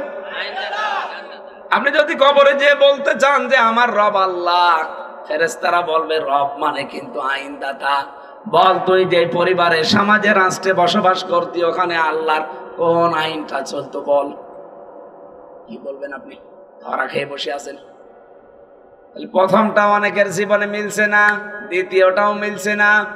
কারণ এখনো পর্যন্ত অনেকে সৃষ্টিকর্তা, এই যে খালেক, এটা যে একচ্ছত্র মালিকানা আল্লাহর, আর কারণে সৃষ্টি করতে পারে শুধুমাত্র কে? বলেন বলেন। বাকি যা হয় এগুলো আমরা রূপান্তর করতে পারি, কিন্তু সৃষ্টি করতে পারি না। সৃষ্টিকর্তা খালেক, এটা শুধুমাত্র আল্লাহর শান। কিন্তু আমরা ফসলে বরকত হয়, আমরা অনেকে আল্লাহ বাদ দিয়ে অন্যের নাম বলি। বলে না, ভগবান এসেছিল, মা দুর্গা গজে ছড়িয়ে এসেছিল, এই জন্য ফসলে বরকত হয়েছে। ও দুর্গার বাবার ক্ষমতা আছে সৃষ্টি করা ফসল? কথা বলেন। ফসল সৃষ্টি করার দায়িত্ব কার? আপনি শুধু বীজটা মাটির ভেতরে, জমিনের ভেতরে গেড়ে দেন, বাকি কিচ্ছু করেন না। সব কাজ আল্লাহ ফেরেশতা দিয়ে করাচ্ছে। আমার ভাইরা, আমরা সৃষ্টিকর্তা হিসাবে এখনো অনেকে আল্লাহকে আমরা মানি না, বিশ্বাসও করি না। আইনদাতা হিসাবে তো মানি না। আইনদাতা হিসাবে মানলে আল্লাহর আইন আছে পড়া কোরআনে 500 কত। এখানে আলেমরা ছাড়া আমার মনে হয় অনেকে জানেই না যে আইন আল্লাহর 500। খালি জানে যে নামাজ পড়া, রোজা রাখা, আইন আর নেই। এই যে মানুষের সাথে হাসি মুখে কথা বলা, আকুলু লিন্নাসি হুসনা, এটা এই বিধান কার? এই বিধানও তো আমরা মানি না। এরকম 500 আইন আমি মিলিয়েছি, একটাও আমাদের জীবনে মিলছে না, চলে না। দুই একটা যায় আছে লোক দেখানোর জন্য। 3 নম্বরে রব মানে উকিল। রব মানে মানুষ উকিল ধরে কেন? মুক্তি পাওয়ার জন্যে। আমি যে 3 বছর জেলে ছিলাম, কত উকিল যে পাল্টিয়েছি, ধরেছি। যেটা ধরি হয় না আর একটা ধরি, যেটা হয় না আর একটা ধরি। মনে করছিলাম উকিল আমার জেরা করে বাঁচিয়ে দিতে পারবে। তো মামলা যেহেতু রাষ্ট্র দিয়েছে, যিনি পালিয়েছে উনি দিয়েছে, এই জন্য ছাড়ে না। আপনাকে রব হিসাবে, উকিল হিসাবে মানা লাগবে আল্লাহকে। 4 নম্বরে রব মানে অভিভাবক। রব মানে অভিভাবক, দায়িত্বশীল। এটা আমার আল্লাহর বিশ্বাস। এটা আমার জীবনের ভেতরে যদি না থাকে যে আল্লাহ আমার দায়িত্বে আছেন, উনি আমার অভিভাবক, এটা যার ভেতরে যত বেশি বদ্ধমূল থাকবে তার ঈমান তত আল্লাহর কাছে দামি হবে। যেই লোকটা এই চিন্তা ভাবনা করে যে আমার রব আল্লাহ, আমার অভিভাবক আল্লাহ, আমার দায়িত্বশীল আল্লাহ, আমি ভরসা করতে পারি শুধুমাত্র আল্লাহ ছাড়া আর কারো উপরে না, আপনি দেখবেন সেই লোকটা ঈমানের উপরে টিকে থাকতে পারে। আমি নিজে কয়েকজনের উদাহরণ মাঝে মাঝে দেই, যারা আমি দেখেছি এই কারণে দেই। যারা সত্যিই বলেছিল আমার রব আল্লাহ, আর এর উপরে টিকে ছিল, তার ভেতরে বাংলাদেশে মীর কাশেম আলী একজন, শহীদ আব্দুল কাদের মোল্লা একজন। এই কথা বলছে না কেন? শহীদ আব্দুল কাদের মোল্লা রহমতুল্লাহ আলাই, যেদিন ওনার ফাঁসি হবে, ওনার দায়িত্বে যে কারারক্ষী ছিল, ওই কারারক্ষী আমারও দায়িত্বে ছিল। মানে আমার নিজেই শোনাচ্ছিল যেদিন ফাঁসি হবে ওই দিন ওনারা যে বলেছিলাম যে স্যার প্রস্তুতি নেন, আপনার পরিবার, স্ত্রী, নাতি নাতি যারা আছে এরা দেখা করতে এসেছে।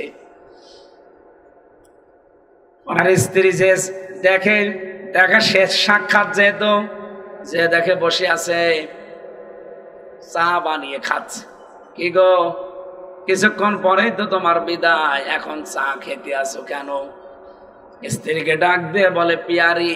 স্ত্রীর নাম আদর করে ডাকতো পিয়ারি বলে, যে পিয়ারি আমি সারাদিন রোজা ছিলাম, আল্লাহর সাথে যেহেতু আমার সাক্ষাৎ হবে আজ, আমার মালিকের কাছে আমি রোজা রাখা অবস্থায় যেতে চাই। ওর আগে খাবার আমাকে দিয়েছিল, তো ওগুলো আমি খাইনি।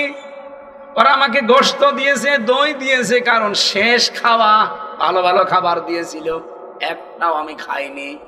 সারাদিন রোজা ছিলাম, খেজুর দিয়ে আমি ইফতার করেছি। এখন এই চাটাই শেষ খাওয়া দুনিয়ার। আমি নাকের ভেতরে ঘ্রাণ পাচ্ছি, মনে হচ্ছে জান্নাতের খাবার আমার জন্য অপেক্ষা করছে। হে পিয়ারে, একটু বলো তো দেখি কোন পোশাক পরে গেলে মালিকের সামনে ভালো লাগবে? কারারক্ষীর কাছে শোনার পরে আমি ওই দিন ভেবেছিলাম যে যার মাত্র কয়েক ঘন্টা বাকি আছে জীবন চলে যেতে, এ লোকটা স্ত্রীর কাছ থেকে বিদায় নেওয়ার সময় কি বলে বিদায় নিচ্ছে, যে কোন পোশাক পরে গেলে মালিকের কাছে দেখতে ভালো লাগবে, পিয়ারি তুমি বলো।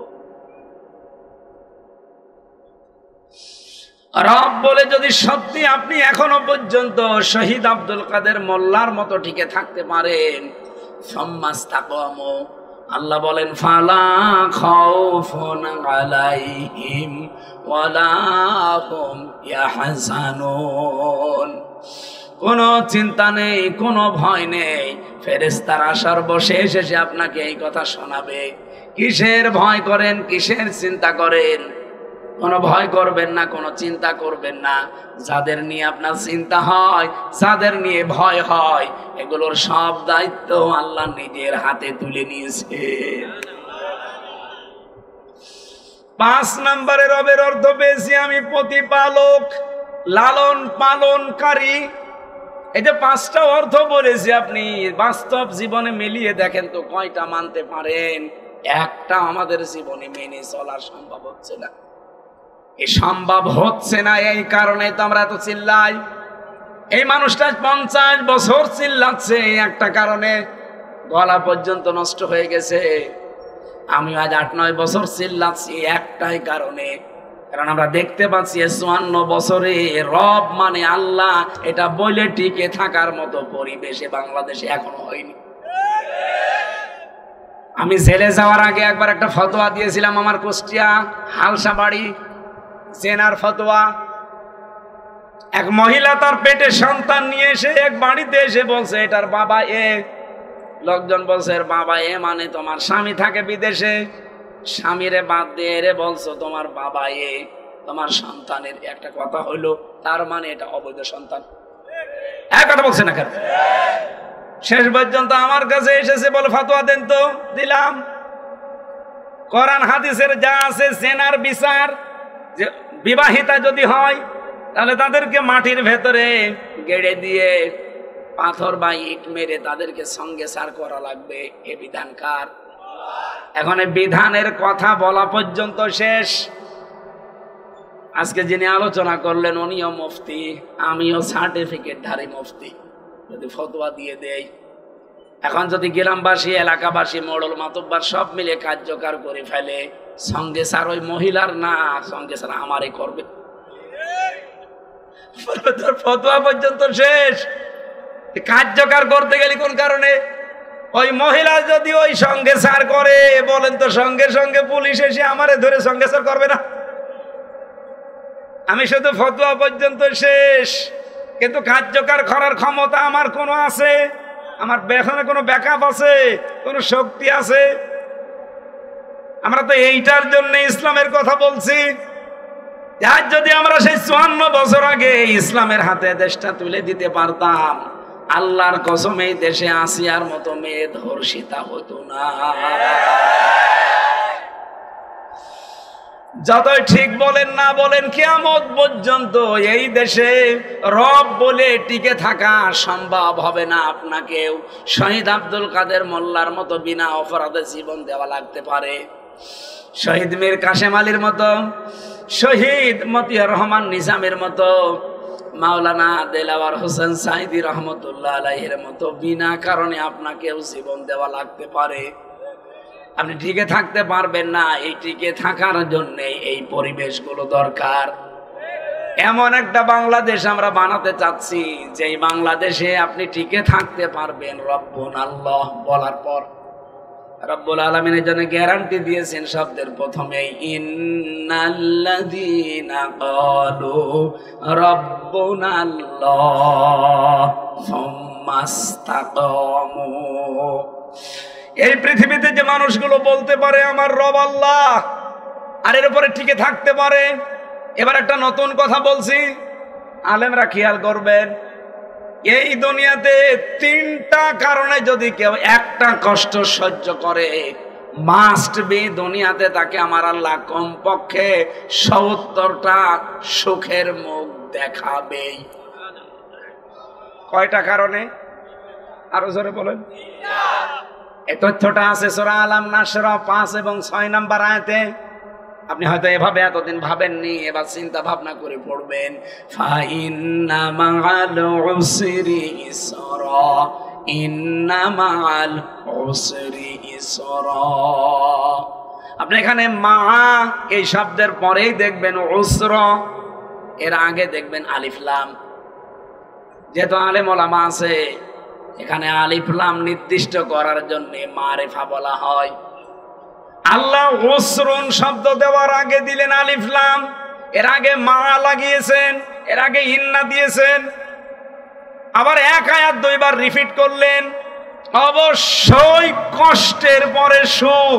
সুখ বলতে গিয়ে আল্লাহ মারিফা করেন নাই, এটা নাকেরা, অনির্দিষ্ট। তাফসীরে মুফাসসিরিন ইকরাম আপনি দেখবেন ফি জিলালিল কোরআন এটা বেশি পাবেন। সাইয়্যেদ কুতুব লিখেছেন ব্যাখ্যায়, টিকার ভেতরে আছে। আমি এর আগে এভাবে ভাবি নাই, আমি এর আগে বারবার পড়েছিলাম, কিন্তু এবার দেখি না, নতুন একটা বিষয় আল্লাহ আমারে জানাতে চাই। দুনিয়াতে যদি সত্যি কেউ একটা কষ্ট সহ্য করে, এরপরে নাকেরা অনির্দিষ্ট হাজার হাজার সুখ আপনার জন্য আল্লাহ অপেক্ষা করাচ্ছে। কিন্তু কষ্টটা হওয়া লাগবে 3টা কারণে। হাসিনা সহ যারা পালিয়ে গেছে তারাও কিন্তু কষ্ট পেয়েছে। কি কথা বলছে না কেন? এত কিছু সাজানো গোছানো বাগান রেখে যারা চলে গেল তারা কষ্ট পায়নি?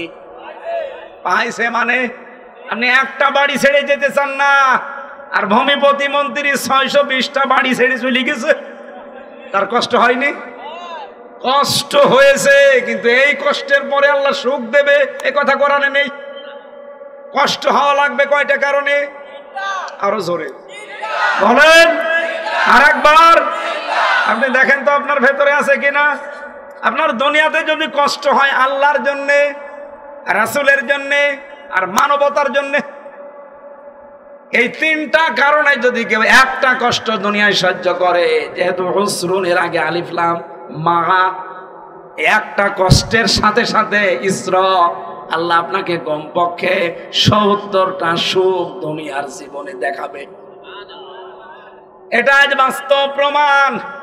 আগস্টের 5 তারিখের আগে যারা ইসলামের জন্য, রাসূলের জন্য, মানবতার জন্য একটা একটা করে কষ্ট সহ্য করেছে, তাদের সুখের দুয়ারগুলো আল্লাহ এখন সব উন্মুক্ত করে দিয়েছে, আরো দেবে। কিন্তু যারা অবৈধভাবে একটা সুখ ভোগ করেছেন, এই এদিকে তাকান, একটা সুখ যারা অবৈধভাবে ভোগ করেছেন, আল্লাহর কসম এই একটা সুখ অবৈধভাবে ভোগ করার কারণে ৭০টা অপমান আপনার সামনে রেডি হয়ে আছে। এই 15.5 বছরে যারা এমপি ছিলেন, আপনি নিজেও জানতেন যেটা এমপি না, এই আর কি। কিন্তু এমপি হয়ে অবৈধ সুখ আপনিও নিয়েছেন। এমপি হওয়ার পর একটা সুখ লাগে না? একটা আনন্দ লাগে না? এই আনন্দটা, এই শোকটা কি বৈধ ছিল না অবৈধ ছিল? কারণ আপনি তো আমার ভোটে এমপি না, আপনি তো জোর করে এমপি, বিনা ভোটে এমপি, আপনি তো রাতের এমপি, ডিক্লেয়ার দিয়া এমপি। এইরকম এমপি হয়ে যতগুলো সুখ পেয়েছেন 15.5 বছরে, এক একটা সুখের জন্য ৭০টা করে অপমান আপনার সামনে রেডি হয়ে আছে। হাসিনা যত সুখ পেয়েছে 15.5 বছরে, যদি 100টা সুখ অবৈধ সুখ পেয়ে থাকে, 100টা অবৈধ সুখের জন্য ৭০ দিয়ে গুণ দেন, কত অবৈধ, কত দুঃখ দুর্দশা অপমান তার জন্য অপেক্ষা করছে বলেন। এটা কোরআনের আয়াত, মিথ্যা হবে না। এই জন্য আগস্টের 5 তারিখের পর থেকে পর্যন্ত বহু ষড়যন্ত্র করেছে, একটাও ঢোপে টেকে নাই। কারণ এগুলো আল্লাহ টিকাবে না। আপনি যা অবৈধ সুখ পেয়েছেন, এই সুখের জন্য এক একটা সুখে ৭০টা করে অপমান আপনার কপালে দুনিয়ায় আল্লাহ দেখাবে, এরপরে বরং দেবে। এবার যারা যারা পেয়েছেন তারা হিসাব করে বলেন, এই পাতি নেতা থেকে শুরু করে একেবারে পালানো পর্যন্ত সবাই কিন্তু সুখ পেয়েছিলেন। এটা কি বৈধ ছিল না অবৈধ? যতটুকু পেয়েছেন অতটুকু অশান্তি পাবেন। একটার জন্য কয়টা? আমি মনে হয় এগুলো সব বানাচ্ছি, বানালে এসব মানুষ আমার ছেড়ে দেয়, এক কোণে হাত চেপে ধরতো না। আবার মনে হয় ওয়াজ আপনি বুঝে ফেলেছেন, এরপরেও যদি কেউ না বোঝার ভান করে থাকে, এদিকে আসে, কানের নিচে এমন জোরে 2টা দেব, সব টের পেয়ে যাবে। অবৈধ সুখ ভোগ করবেন আপনি, আর অবৈধ সুখের জন্য এখন ৭০টা করে অপমান নিতে চাবেন না? মানে কষ্ট আপনারও হয়, কিন্তু আপনার কষ্ট আল্লাহর জন্য না, রাসূলের জন্য না, মানবতার জন্য না। আপনার কষ্ট হচ্ছে এখন আপনার নিজের এই অবৈধ সুখের কারণে। বাইরের দেশগুলোয় কয়েকদিন আগে মালয়েশিয়া, সিঙ্গাপুর, থাইল্যান্ড, এই দেশগুলোতে যে দেখি শয়তানরা সব হোটেলে থাকে, সাহেব পাড়ায় থাকে না। 2 জন পেয়েছিলাম, বলছে কি এখানে? বলছে হুজুর আগেই পালিয়েছি। কেন? সাহেব পাড়ায়, ওখানে থেকে মায়ের খাবো। ওই জায়গায় গেলে জনগণ পিটিয়ে মেরে ফেলবে আমাদের, যা করেছি। এখন আফসোস করে লাভ আছে? অবৈধ সুখ পেয়েছিলেন, ধরাকে সারা জ্ঞান করতেন। এই 15.5 বছরে গোপন মিটিং হচ্ছে এই নাম দিয়ে কত মানুষকে আপনি ধরিয়ে দিয়েছেন, জেল খাটিয়েছেন, জীবন নষ্ট করেছেন। আজকে তার ফল পেয়েছে কৃষক লীগ আর ছাত্র লীগ। 5 জন গোপন বৈঠক করার জন্য ধরা পড়েছে আজকে। একজন বলছে আহা কি আনন্দ আকাশে বাতাসে। আসলে দেখেন আগস্টের 5 তারিখের আগে এটা ছিল ইসলাম পন্থীদের উপরে, এখন উল্টিয়ে ওইটা গেছে ওদের উপরে। আর ওইটা কি যেমন তেমন ভাবে গেছে, আমাদের ওপরে গেছে, শয়তানও বিশ্বাস করতো না। তা আপনার ওপরে যা যাচ্ছে শয়তান না, এ দুনিয়ায় সবাই এখন বিশ্বাস করে যে আপনারা অবৈধ। কথা বলে না কেন? এই জন্য আমরা চাচ্ছি এই অবৈধ জিনিস যেগুলো আছে এগুলো যেন না থাকে, এগুলো সংস্কার করে পাল্টিয়ে ফেলে। যারা বারবার বলছে নির্বাচন নির্বাচন নির্বাচন, আমরাও চাই। বাংলাদেশে জামাত ইসলামীর যত এমপি দাঁড়ানোর কথা কেউ যদি পাশ না করে, কুমিল্লার 14 গ্রামের ডাক্তার আব্দুল্লাহ মোহাম্মদ তাহের পাশ করবে, আমি লিখে দিতে পারি। যত মানুষে ওখানে দাঁড়াক না কেন, উনি 100টার কমপক্ষে 70টা ভোট পাবে। এত জনপ্রিয় লোক ওই জায়গায়। আমার সবচাইতে বেশি মাহফিল কুমিল্লায়। সেই লোকটা এই 7.5 মাস 8 মাস চলছে। বলেন তো একজনকে বলেছে যে আমাদের তাড়াতাড়ি নির্বাচন দেন? বলে না কেন? বলে না এই জন্য যে আমি শুধু নিজে এমপি হয়ে পাশ করি না, আমি চাই যে সংস্কার হোক। কারণ এই মানুষগুলো যারা বসে আছে, এই 1628 জন, এরাই জালেমদের দোসর ছিল। এরাই দিনের ভোট রাতে করে দেখিয়েছে। এরা 154 জন ডিক্লিয়ার দিয়ে যায়। কথা বলে না কেন? এরা যদি আবারও থাকে, আর আছেও তো তাই, শুধু পাল্টিয়েছে জায়গাটা। কুষ্টিয়া থেকে ডিসি পাল্টিয়ে রংপুরে, রংপুর থেকে পাল্টিয়ে গাইবান্ধায়, এই চলছে। আমরা চাই 2732 জন মানুষ বিদায় নিয়েছে, এদের জীবনের মূল্য আছে। ওরা যেহেতু বৈষম্য দূর করার জন্য জীবন দিয়ে গেল, এরপরেও যদি বৈষম্য থাকে, এতদিন যারা বৈষম্যের শিকার হয়েছিল তাদেরকে নিয়ে আসে। এই মানুষগুলো যেহেতু জালেম অথবা জালেমদের দোসর, সব পাল্টান, এগুলো সংস্কার করে এই জায়গায় এতদিন পর্যন্ত যে মানুষগুলো এসটি হয়েছিল তাদেরকে নিয়ে এসে বসা। এক কথা বলছেন না কেন? তাহলে দিনের ভোট আর রাতে হবে না। আমার ভাইরা, যে কথাটা তুলেছিলাম, বিশ্বনবীর একটা হাদিসে আয়াতের তাফসিরে আমি পড়তে গিয়ে পেয়েছি। নাকি শেষ করে দেব? 12টা 1 বাজে, এত রাত পর্যন্ত কথা বলে আমি ঘুমাবো না। আসলে কথা 1 ঘন্টা করে এখন বলি, বেশি বলি না। সেদিন ছেলে আমির আমারে বলছিল যে এত কথা বলার কি দরকার? পৃথিবীতে সবচাইতে বেশি বক্তব্য দিয়েছে সর্বশ্রেষ্ঠ মানুষ যিনি, মুহাম্মাদুর। ওনার জীবনের সর্বশেষ বক্তব্য খুব বেশি 27 মিনিট। 27 মিনিটে বিদায় হজের ভাষণে এত কথা বলেছিলেন, কিয়ামত পর্যন্ত মানুষের 27 মিনিট নিয়ে গবেষণা করছে, কোল কিনারা পাচ্ছে। আর আমরা এমন বোমবাস্টিক মার্কা হুজুর, 27 ঘন্টা চলে যায়, আমাদের কথা শেষ হয় না। কারণ আমাদের কথাতে কোনো মাল নেই। এক কথা বুঝে না, আমি যে কথা বলেছি অন্তত কিছু মাল পাওয়া গেছে। কিছু পাওয়া যায়নি? আপনি সৌভাগ করবেন, করেছেন যারা, পুড়িয়েছেন তারা। আর যারা কষ্ট পেয়েছেন আল্লাহর জন্য, রাসূলের জন্য, মানবতার জন্য, তাদের দিন এখন আসতেছে। মা ওয়াদ্দাকা রব্বুকা ওয়া মা ক্বালা। হে নবী, আপনাকে আমি ছেড়ে দেইনি, আপনার প্রতি আমি অসন্তুষ্ট না। ওয়ালাল আখিরাতু খায়রুল লাকা মিনাল উলা। সামনে আপনার দিন আসতেছে। আগে যা দিন কাটিয়েছেন, সামনের দিনগুলো আপনার জন্য আরো উত্তম, আরো ভালো। সেই ব্যবস্থা আল্লাহ সামনে আমাদের দেখাবে ইনশাআল্লাহ। চাই করেছি। এর জন্য যদি এক একটা কষ্টে 70টা করে শান্তি, সুখ, সমৃদ্ধি, কল্যাণ আল্লাহ দেয়, এ বাংলাদেশে ইসলাম কায়েম হয়ে যাবে ইনশাআল্লাহ। কিছু রামবাম হয়তো বাধা দেবে, রামবামদের বাধা আর কাজে লাগবে না। কারণ 100 জনের 66 জন মানুষ এখন চাচ্ছে এদেশে ইসলাম কায়েম হোক। আগস্টের 5 তারিখের আগে চাইতো মাত্র 100 জনের 15 জন। আর এই 7.5 থেকে 8 মাসের ব্যবধানে এখন 100 জনের 66 জন মানুষ ইসলামের দিকে অলরেডি ঝুঁকে পড়েছে। কেন? কারণ এই যে সমস্ত মানুষগুলো কষ্ট সহ্য করেছে, একটা ওনাদের কষ্টের জন্য শোক দেওয়া হবে কতটা? 15 বছরে কম কষ্ট পেয়েছে তারা। এ মাওলানা জুলফিকার আলী কতদিন বাড়ি ঘুমাতে পারে নাই। আর আমি তো 3 বছরই কাটিয়ে আসলাম ফাঁসির কন্ডেম সেলে। তাহলে এক একটা দিনের কষ্টের জন্যে 70টা দিনের শান্তি আল্লাহ যদি দেয়, না দেবে না? না দিলে তাহলে এই আয়াতগুলো কি হবে?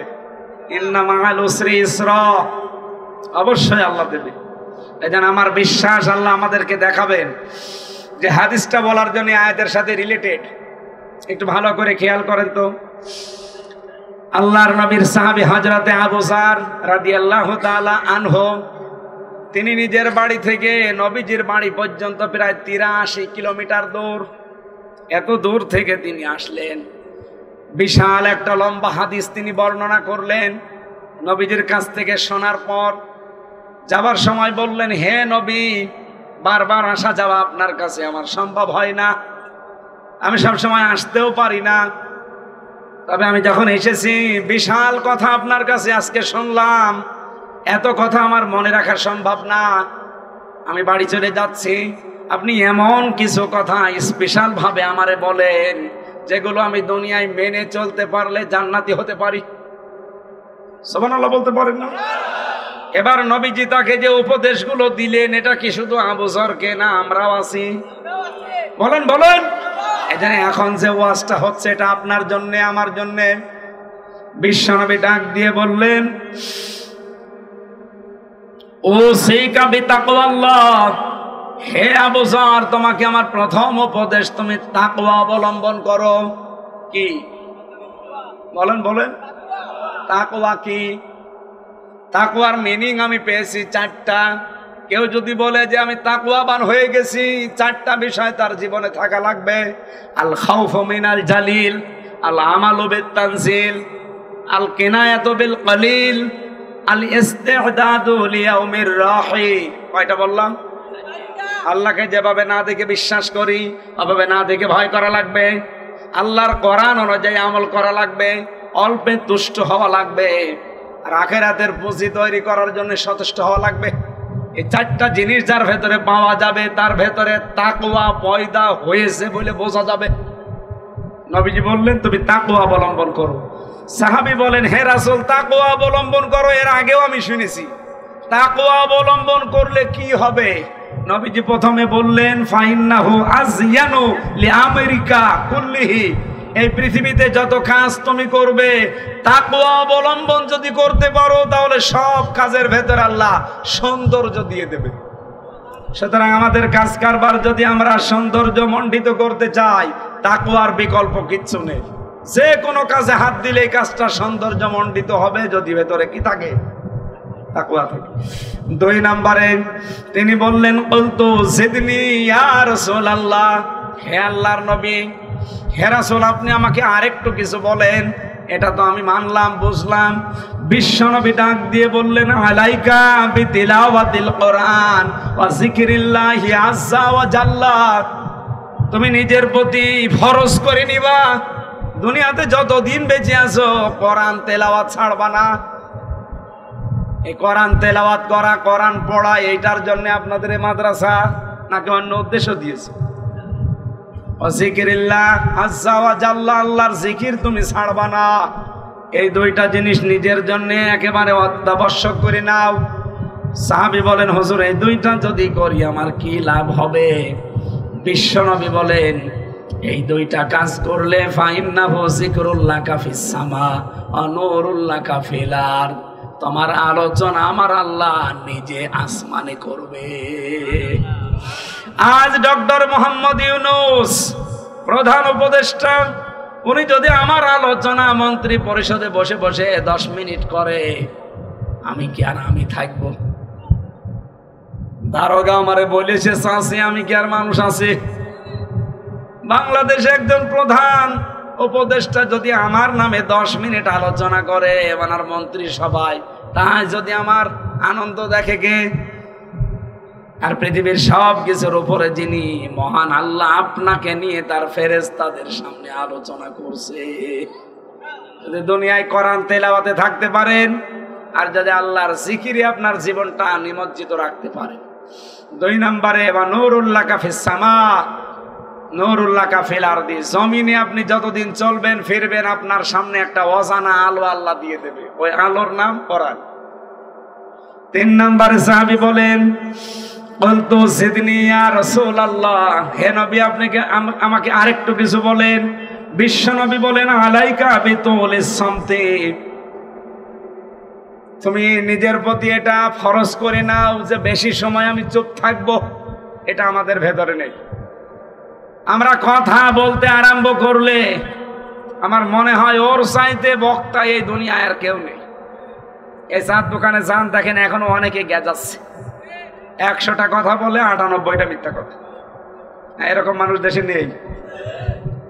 চুপ থাকবে, অনর্থক কথা কাজ যেগুলো দরকার নেই। এই যে সেলফি তোলে অনেকে, আমার বিরক্ত লাগে। কেন সেলফি তোলা লাগবে? কি দরকার আপনার এই ছবিটা তোলা? কোনো দরকার আছে? বলে না আমি স্মৃতি। কিসের স্মৃতি? এখন মরে গেলে তো আপনার স্মৃতি থেকে আমি হারিয়ে যাব। আরে স্মৃতি রেখে আমার কোনো লাভ আছে? এটা অনর্থক কাজ। অনেকে ওমরায় যাওয়ার সময়ও দেখি সেলফি তুলে ছেড়ে দেয় যে আমি ওমরাতে যাচ্ছি। একে ওমরা বলে না সেলফি ওমরা বলে? সেলফি ওমরা। আশা করছি আপনি এটা বুঝে ফেলেছেন। সাহাবী ডাক দিয়ে বললেন, হে নবী, আমি যদি বেশি সময় চুপ থাকি তাহলে এর উপকার কি? বিশ্বনবী বলেন, ফাইন্নাহু মাতরাদাতুন লিশাইতান ওয়া আউনুল্লাকা আলা আমরি দীনিকা। এই পৃথিবীতে শয়তানের ওয়াসওয়াসা থেকে তুমি বেঁচে থাকতে পারবে, আর তোমাকে আমার আল্লাহ দিনের যত কাজ আছে এই কাজে তোমাকে আল্লাহ সাহায্য করবে। সুবহানাল্লাহ বলতে পারেন না? এখানে চুপ থাকা এটা যে কত বড় একটা নিয়ামত, সবাই থাকতে পারে না। মাংস মাতা না যা, যারা চুপ থাকে তারা নাজাতের পথ পায়।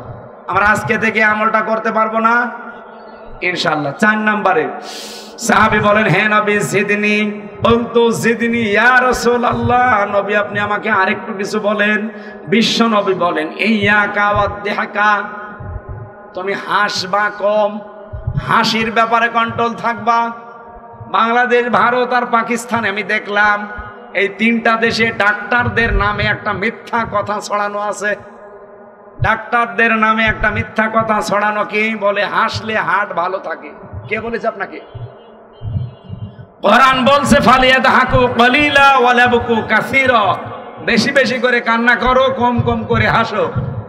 আর কোন ডাক্তারের নাম নিয়ে আপনি এই মিথ্যা তথ্য ছড়িয়ে দিয়েছেন যে বেশি হাসো হার্ট ভালো থাকবে? আপনার হার্ট কি হবে পরের শব্দে আছে।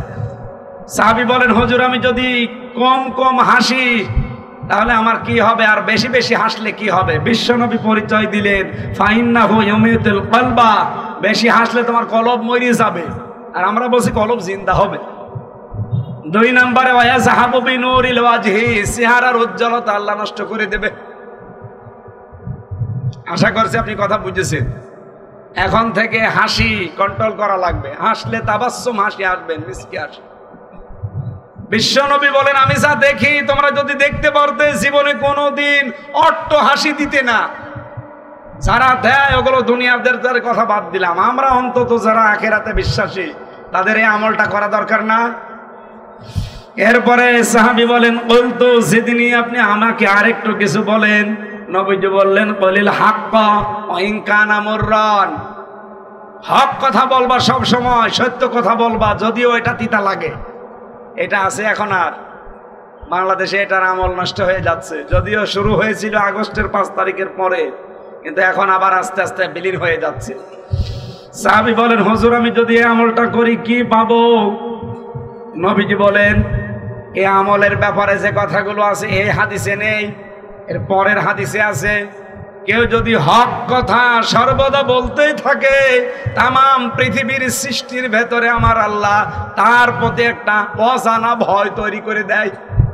যারা হক কথা বলে, হকের উপরে টিকে থাকে, এমনি তাদের নিয়ে বাতিল যারা, এমনকি অন্যান্য সৃষ্টিও ভয়ে ভয়ে থাকে। আপনি দেখেন হযরত ওমর হক কথা বলতে, তামাম দুনিয়ার কাফেররা ওমরকে দেখেনি, নাম শুনলেই ভয় পায়। কথা বলে না কেন? সাহাবী বলেন, বলতো জিদনি, হে রাসূল আপনি আমাকে আরেকটু কিছু বলেন। নবীজি বললেন, ক্বালা লা তাখাফ ফিল্লাহি লাওমাতা লাইম, আল্লাহর পথে চলতে গিয়ে, দিনের কাজ করতে গিয়ে কোনো দিন কোনো তিরস্কারকারীর তিরস্কার কানেই নিবা না। এখন সেই সময় আসে নাই। বলেন বলেন। সাহাবী বলেন, হে রাসূল বলতো জিদনি, আর একটা কথা আমারে বলেন, আমি বাড়ি চলে যাব। নবীজি এই কথাটা বলার জন্য আমি হাদিসটা পড়লাম। বিশ্ব নবী আবার বললেন, লিয়াহজুজকা আনিন নাস মা তা'লামু মিন নাফসিকা। এটা মিশকাত শরীফের আছে। বিশ্ব নবী বলেন, যখন কারো বিরুদ্ধে কোনো কথা রটা দর মতো মন তোমার তৈরি হবে যে এর বিরুদ্ধে কিছু বলি, সঙ্গে সঙ্গে যেন এই চিন্তা তোমার ভেতরে আসে যে যার বিরুদ্ধে কথা আমি বলবো এ দোষ তো আমার নিজের ভেতরে আছে। কি আর যারা গিবত করেন চার দোকানে বসে বসে সমানে আল্লাহর রাস্তায় চালান আন্দাজে একজনের নাম নিয়ে আনন্দ পান, আমিও জানি। একটা বারের জন্য যদি চিন্তা করতেন যে দোষ আমি তার উপরে দেই, তার যে দোষের কথা মানুষের কাছে বলে তারে কালার করি, এই দোষ তো ওর চাইতে আমার ভেতরে বেশি।